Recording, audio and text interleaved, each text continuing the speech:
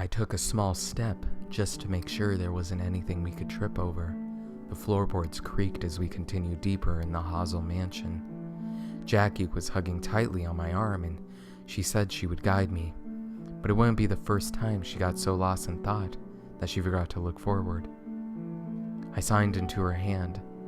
"You all right, babe?" I heard her sniffle as she responded, "Mike, I'm fine. Let's just keep on looking, okay?" She was obviously upset. Her breathing was short as if she had just stopped crying. The firm grip she had on my arm told me she was scared. I pulled her in closer. If only she'd open up.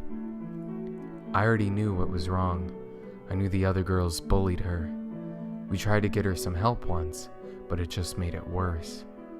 Every day, I hear it in her voice and feel it in bruises on her arm. And of course, I knew what she was looking for. The girls probably threw her hearing aids away again. I'd already bought a new set after the last time they did it, but I hid it because I knew that would make her feel guilty.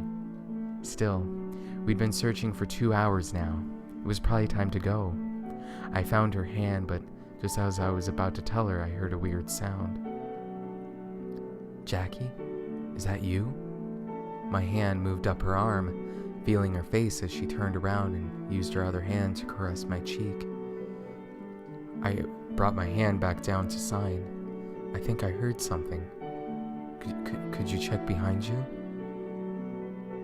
It was almost cliche, the deaf girl and the blind boy, but I fell in love with Mike at first sight. He was always caring and thoughtful, and I suppose it's almost mandatory to add great listener to the list. I knew Mike worried about me too much, and I always felt guilty. If only I could stand up for myself, I wouldn't always need him. I wouldn't have had to drag him to this godforsaken place with me. These bitches were at it again, throwing my hearing aids into the Hazel mansion. Everyone knew the tales about it. Haunted after Samuel Hazel murdered his whole entire family inside. How people go in and never come out. Of course, I never believe in ghosts, but it helped to have Mike close. My left arm clung tightly to him as I aimed my flashlight around with the corner. Still no hearing aids. He signed into my palm with his free hand.